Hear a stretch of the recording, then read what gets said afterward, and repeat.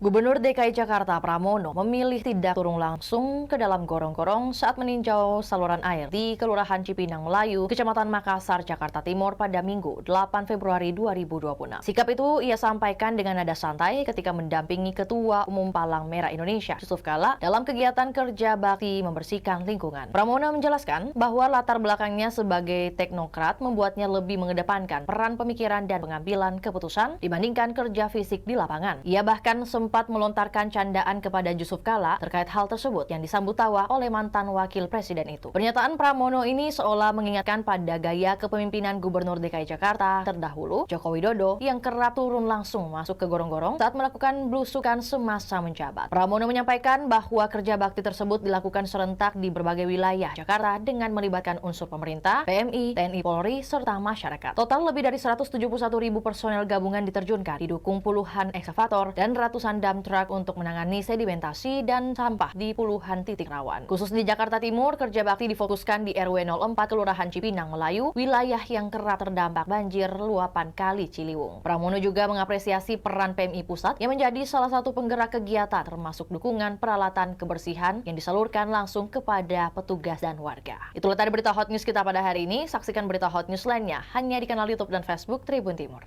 Download Tribun X sekarang. Menghadirkan lokal menjadi Indonesia.